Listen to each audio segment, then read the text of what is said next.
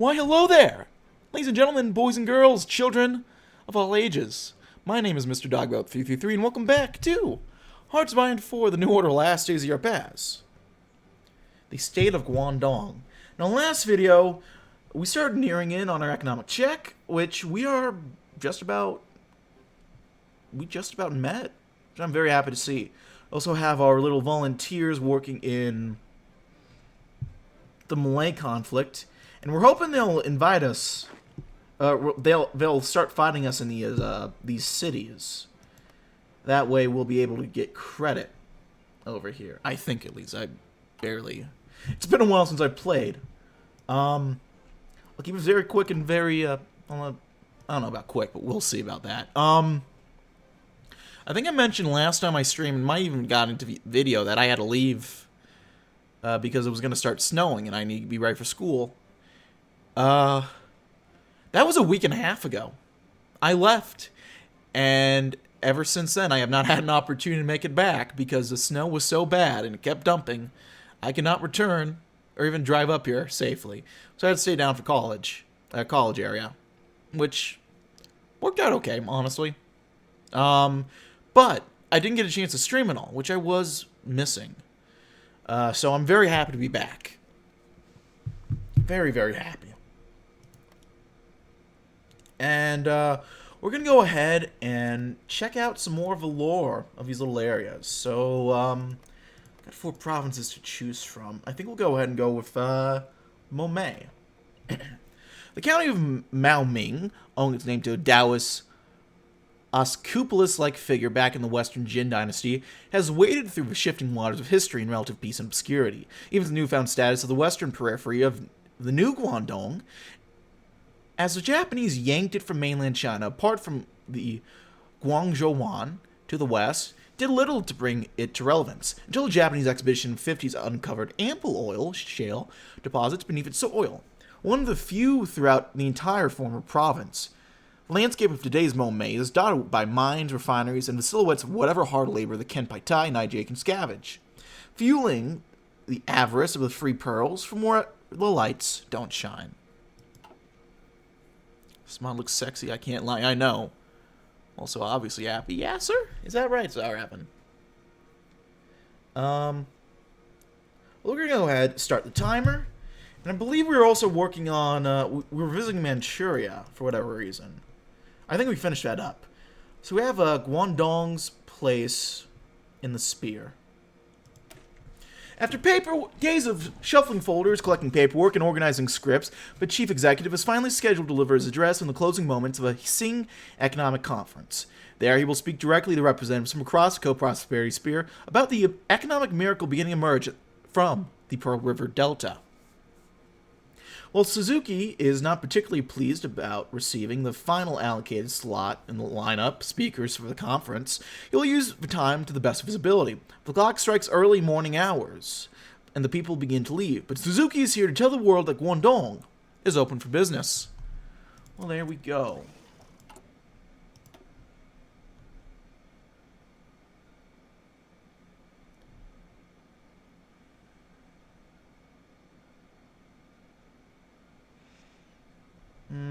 Is there any way I can...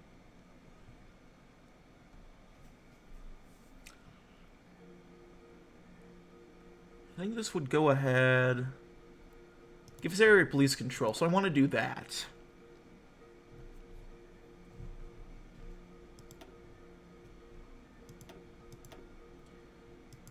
I'm pretty sure I'm going to want to have the police influence going on. Yeah, I'm definitely going to want to, because this gives a monthly reduction of police. Roughly, a reduction in corruption, rather. Someone just said I should do that in chat as I was commenting about doing that. That is beautiful timing. And we're going to turn our attention back over here and hope they fucking attack into us.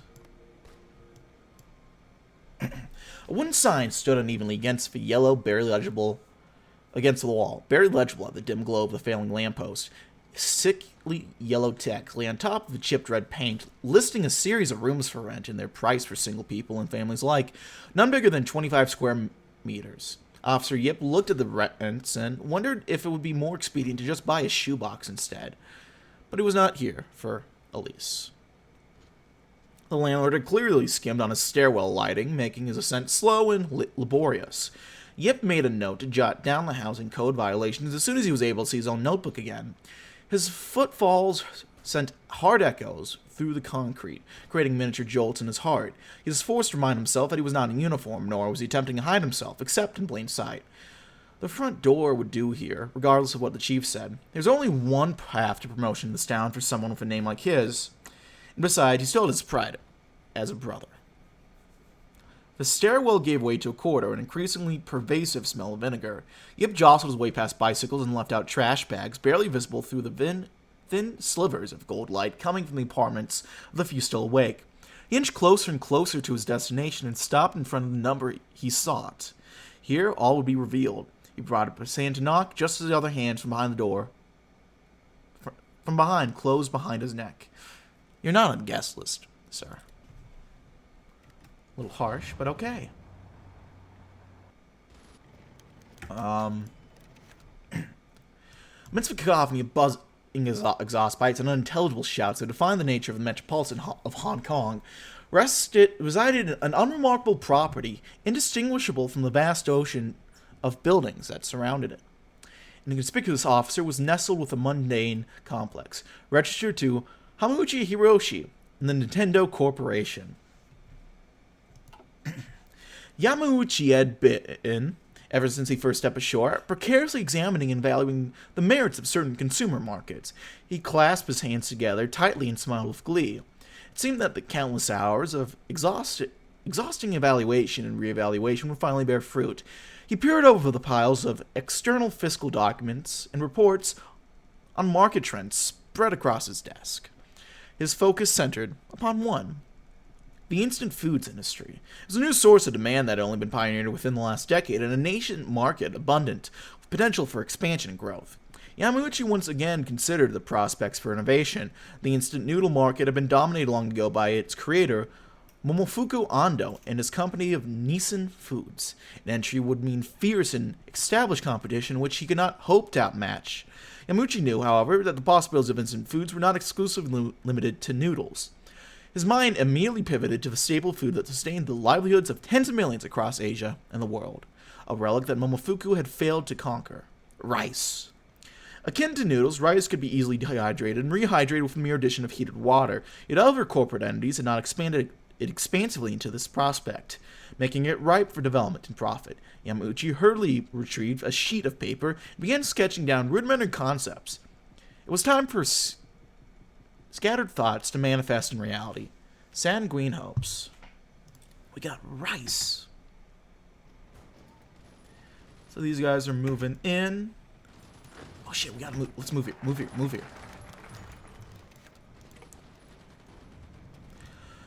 Recalling how much he had anticipated this moment, the chief executive felt despair as he looked out of the audience. It's a presentation of such importance to the future of Guangdong, yet no more than a handful of members from the Japanese delegation could be bothered to show their face. His notes, so painstakingly prepared a long time in advance, might as well have turned to dust there and then for all the good this presentation would do for the investment in Guangdong. In spite of it, Suzuki was bluntly determined to persist. At the very least, his empty crowd might be swayed. Or so he thought, until even this meager hope was dashed by the thunderous entrance of a runner bearing desperate news. A hushed, breathless message was delivered in silence filled the hall, where glances were exchanged. What remained of the Japanese cohort soon filed out amidst mutterings of more urgent matters unfolding in Tokyo. The crowd, now virtually empty, descended into commotion over what had just taken place. As more and more left whatever interest had been retained for the future prospects of Guangdong died, and Suzuki Taichi could only watch as a moment fell about him. Such was the fate of what was supposed to be the greatest achievement of the man's life so far. Not to be broken by even the most unfortunate turns of fate, the chief executive resolved that by the time of the next conference, all eyes would be on Guangdong. All he needed was time. Unfortunately, he had just been handed a great deal of it. He ripped out a cigarette out of its carton as he left, leaving it in little more than a puff of smoke. The work had only just begun. So, our big goal is to outpace and beat Manchuria development-wise.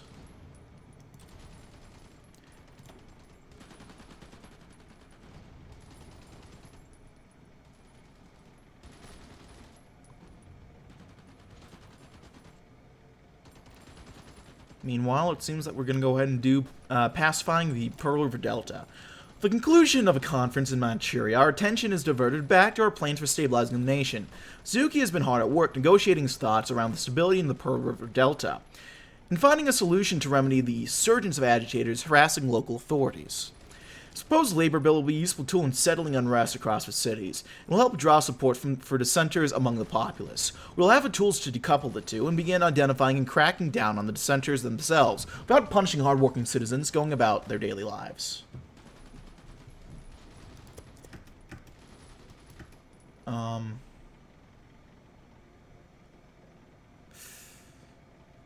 Autosave, right. I need these guys to invade into here. That's all I need. Stop invading here. Invade into one of these two places. One of these two places. That's all I ask. How long do we have? We have 33 days to get a test on an urban combat.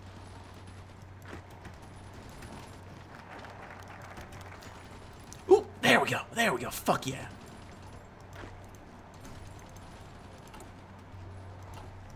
It had been a long journey from Sing back home for Suzuki. The ache of failure he felt in his chest hurt almost as much as the weariness in his eyes. Not that either of these ailments mattered, for the issue of Guangdong still needed attending to. In the wake of the conference, the constant conflict of stabilizing the region seemed mundane. By the time Suzuki had returned to his work, the tiring monotony struck him again. In an attempt to perk up his system, he reached for his carton of cigarettes. However, he was disappointed. He must have torn through the lot during this trip. For a moment, he thought about calling for another to be brought up to his office, but soon decided against it. What was before him needed to be dealt with swiftly and with his undivided attention. The issue of the day was dissenters. To some extent, they had always been a problem, always causing the majority of the executive count, what the majority of the executive council believed to be unnecessary internal strife. The difference now was that the powers that be now had the authority to directly quell all the disobedience. All remained was for Suzuki to order what dissenters remained in the wake of the passing of the Rise Labor Stands ordinance to be identified and arrested. After signing this off without a moment's hesitation, Suzuki set down his pen and instinctively reached for a cigarette. The carton remained empty, much to his own disappointment. He struggled on, ignoring his own urges, knowing it was going to be a long day, regardless of how much he smoked.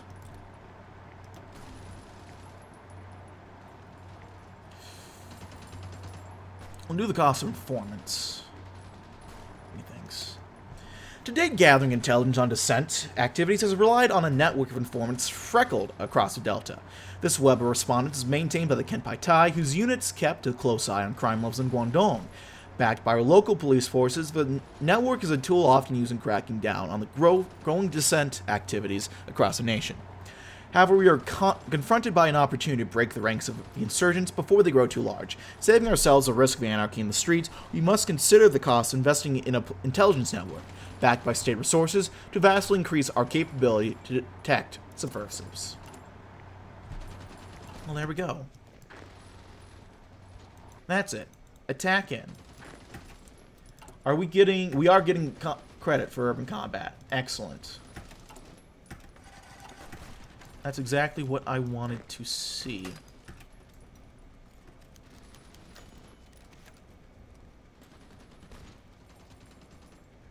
Cool.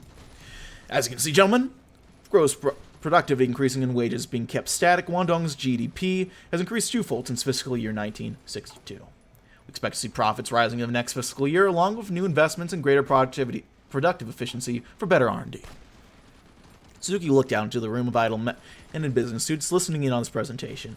The fluorescent bulbs above them gave their nods of approval a gaseous quality.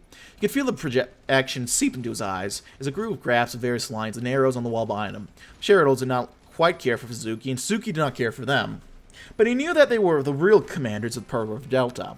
The fact that what he had to say and show was making them happy would mean that Guangdong could go forward. For 1963 dawning upon us, I expect Guangdong to remain a shining example of economic success in the greater East Asia co-prosperity sphere. Matsushita took in the information for a moment before giving Suzuki a standing ovation. A miracle on the Pearl River. So next we're going to have to get another 2 billion. That's not too bad. Well, that's a little unfortunate that they're pushing in that quickly. But if we retreat into Malacca City...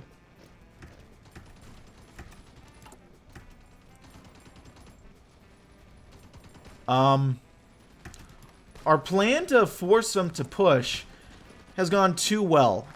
We are probably going to lose Malaya through my sabotage. But...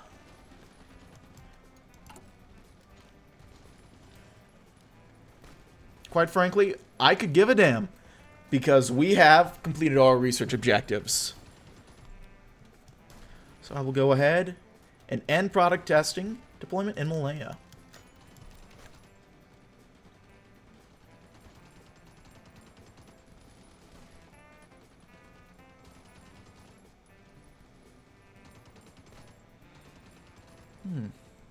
I'll check that out later.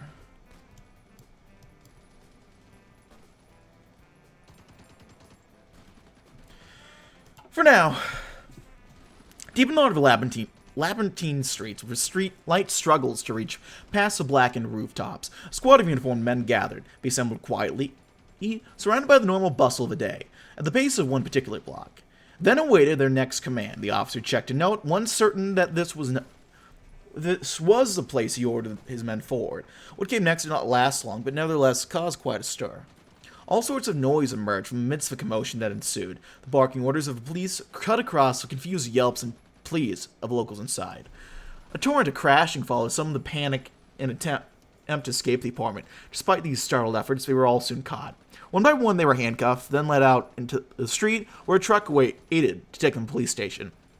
Not a word was said to the crows that had gathered, but the message was clear. Dissenters would be found and dealt with, no matter where they hid. Just as the clamor of the crowd had peaked, the leading officer had entered an adjacent building. Awaiting his arrival was a man readily greeting him as he entered. All the money he had been promised was handed over. The Kenpai paid as well as he had heard. He had been lucky to have such rebellious neighbors. Efficient surveillance has its cost.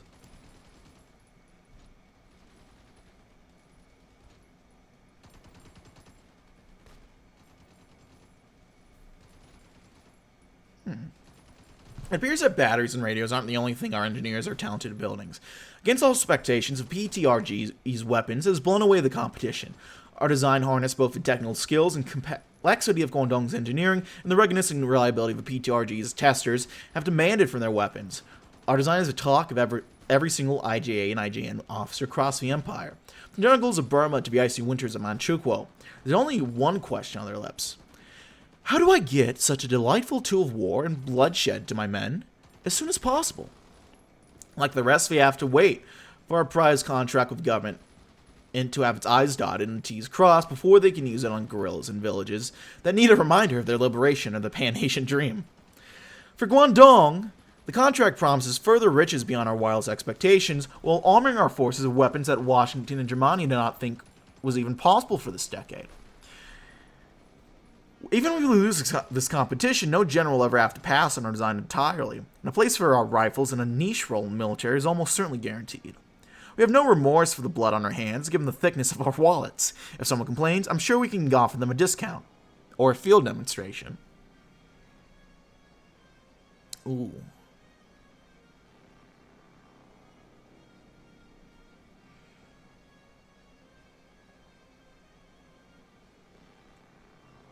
We can do so much better, though. We'll get some extra seats out of that. For Matsushita, which is who we want to go with, so that works well. Next, we'll do a language barrier. In such a nation that is Guangdong, there exists a very simple problem that plagues every level of the intelligence administrations. But chatter in darkened street quarters, damp evening markets, and rustling bus shelters is conducted in Cantonese, a language unintelligible to most Japanese. We lose valuable time translating, confusing ourselves with cases, tenses, and characters, all costing us valuable time and resources. Till we address this gap within both the Kenpai Tai and circles of trusted officers and police force, we'll never be able tell dissent apart from the average citizen. So we'll go ahead and check our council. We have 20 seats compared to Suzuki's 31. Not bad, growing not a nice little portion.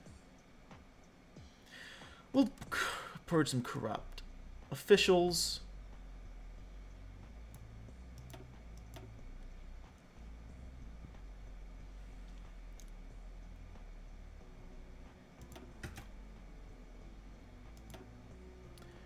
Not quite where I want the support to be. We're gonna need a little bit more Chinese support coming up. So I'm gonna have to find ways to improve that.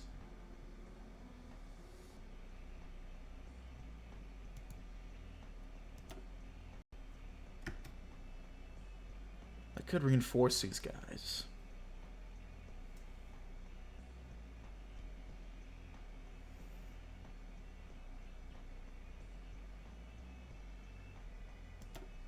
I don't know if that'll be necessary there. I think we're gonna want to start working on these guys in Shokan, though. Or some of these areas. I think we'll start with Momei.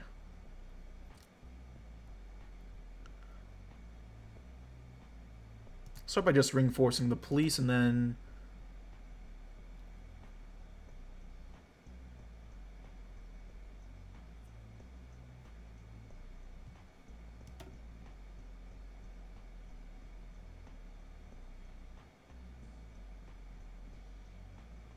corruption and cash for that one.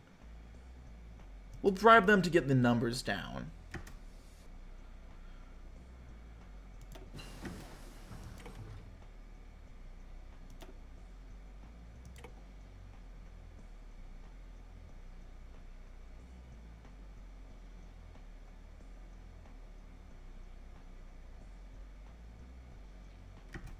Yeah. Lam winced as he heard the officer speak. His Cantonese barely decipherable between the poor pronunciation and the smattering of Japanese. The confusion plastered his face of the man opposite of him. The officer repeated his question twice over, further butchering the language with each successive attempt. It was on the man's third try when Lan stepped in, repeating the question, and this time the man responded with narrowed eyes, with no emotion in his voice. No, officer. I can't say I've seen anything worth reporting. Nor I've been able to see anyone who matches your description. Will that be all? Lam nodded and moved off, taking careful note of a contemptuous glance being shot his way, both from the officers and the resident. Lam Hia-cheung shrugged it off. They didn't have to like him, but they did have to learn Cantonese. Progress?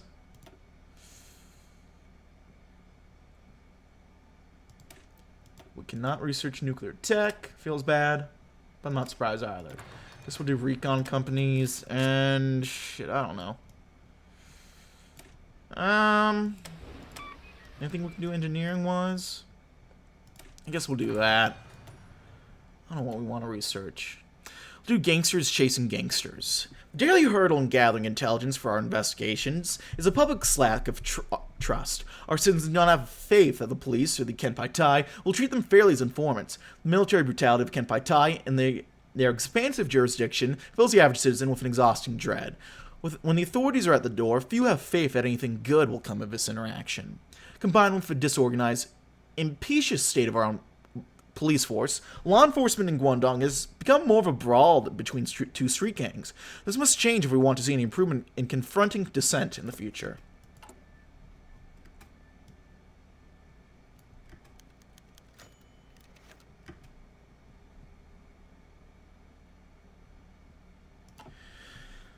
The customs station's nearly unblemished concrete construction, unballowed by rain and time, stood in stark contrast to the aging frames of the rolling stock, creaking precariously on half-rotting railroad ties. The border checkpoint between the RFC and the state of Guangdong was the most visible symbol of the artificial divide in Chinese mainland, an unnecessary addition to the nearly 3-decade-old Koshu-Hankou Railway. Chinese soldier Liu emerged from a passenger car on the latest Koshu-bound express, calling over his Guangdong counterpart with a weary nod. Your turn, Chung. No discrepancies in the passports and other documents. If there were, we'd have pulled him off for questioning. Nobody looks suspicious? Nothing unusual. Though given you call yourself Zhujian instead of Chinese these days, I guess looks don't count for much. Whatever you say. All around Luancheng, 2 shifts of station staff, customs agents, and border police milled about. Their differences apparent only in the 2 sets of uniforms they wore. One closed their eyes, they could be forgiven for thinking that there was no difference at all. 1 train, but 2 lines.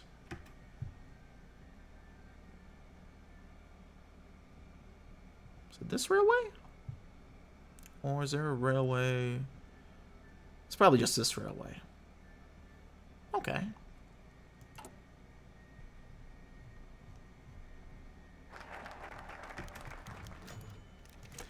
Scanning the shores of Hong Kong, an officer awaited the arrival of another group of smugglers. Such missions had become customary for more experienced officers of Guangdong police.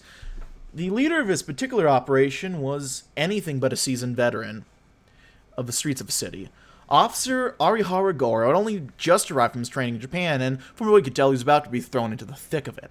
Slowly, an approaching shimmer of it in his binoculars gave way to his target. Seeing some of the men get agitated as he hissed at them to back down, Arihara Goro was not about to let these criminals get away. He paused a moment longer, letting his prey walk further into his trap. A barrage of barked orders shattered the stillness of evening air. Goro's men stepped forward from their positions, startling the smugglers. The officer did his best to keep as cool as he wanted to apprehend the men. Halt. All of you under arrest. Do not attempt to resist. His words were soon lost. One of his men, in his confusion, had drawn a pistol and begun aimlessly pointing it at the smugglers. Strange fear gripped both parties. Goro found himself unable to regain control of the situation. He looked on in horror as a brawl erupted around him. Crescendo of shouts and screams swelled from the streets. Passers-by scattered in every direction, trying to escape the desperate smugglers, who were by now charging towards a police cordon. Officer Goro had gripped his baton, though his mind held on to little more than a prayer that he would not be the next victim of Guangdong's criminal scourge. There was little else that Goro could do. So we're going to decrease triad control by 1% in Hong Kong, as well as increase some police control. So that's going to go ahead. That gives us control in Hong Kong, nicely enough. Barely, but we got it.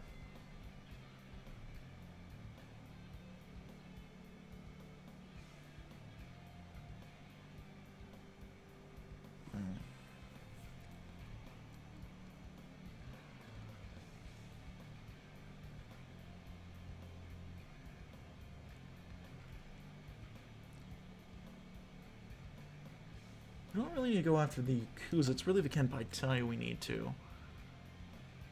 But it's not, we can't do anything to directly go after them. Could go to sleep, but it's been an enjoyable stream. Glad you enjoyed it, my friend. Good to see you. It's always a pleasure.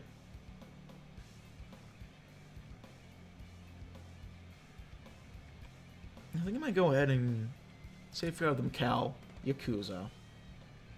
So we have police control in the 3 pearls. Sometimes all you can ask for. We'll take it from there eventually. Thanks, man. You too. See you, my friend. Now it's time for Project Panopticon. It's been made clear to the administration that traditional methods of maintaining public order will not suffice in Guangdong. Too many slips under the radar and get away with all kinds of filthy acts. Too many slip under the radar and get away with all kinds of filthy acts and desperate crimes. Continuation Japanese dominion over South China requires new thinking and new solutions. Our great inoculator is technology. An ear in every conversation, an eye in every room. With the use of technology, you can try to make our new surveillance state be as invisible as possible, removing the human element entirely. All it will cost is time and money, so we must hasten to make our proposal convincing enough to Tokyo. We're finally done with our first focus tree after, I think this would have been, it's going to be part number 7.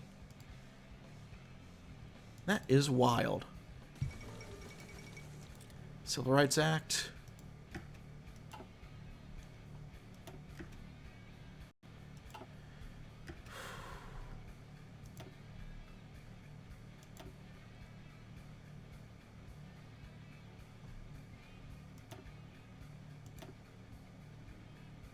Nothing we can really do here.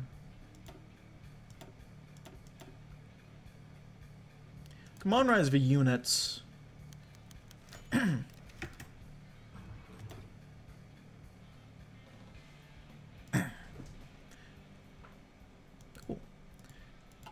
Many doubted that our humble enterprise would be capable of producing a weapon fit to serve the needs of the 60s and beyond, began the spokesman, either suppressing a grin or doing his best to appear to be.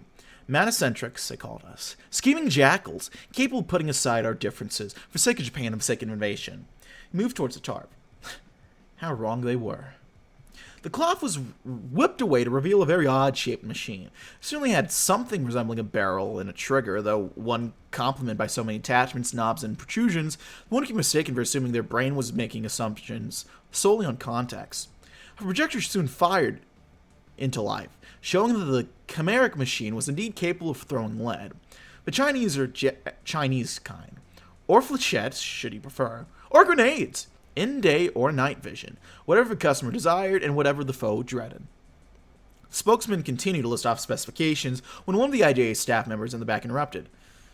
Very impressive, but I have concerns for its use in sustained campaigns. We can't take it into a shop in the middle of the jungle. So spokesman's grin did not falter. Our ethos is to move fast and break things. If you do the same, there will be no issue. So we get extra... Do we get extra seats now? Just extra financial bonuses? We get extra seats for sure. That's nice.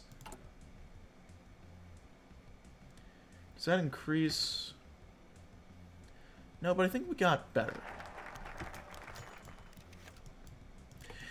As he read through yet another disappointing report, Guangdong's chief executive idly wondered on the point of the failure of last operation. Every week it would seem he would get another report on the failings or setbacks of Guangdong's security forces, falling prey to bribery, mishanded information, or some other reversal in the struggle to root out Guangdong's troublemakers and gangsters. Suzuki's eyes pored over the latest setback. He inwardly sighed. It seemed none of his initial plans were turning out how he hoped. A pity. Putting aside the report and reaching for a cigarette, Suzuki's eyes wandered over a discarded document, public review of some proposal from France.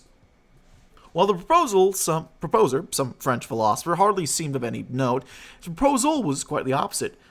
A panopticon, a system with an all-seeing warden, might have seemed outlandish at first glance, as the review was happy to note. It did possess some promise, especially if the latest developments coming from Guangdong's burgeoning electronics industry were to be believed.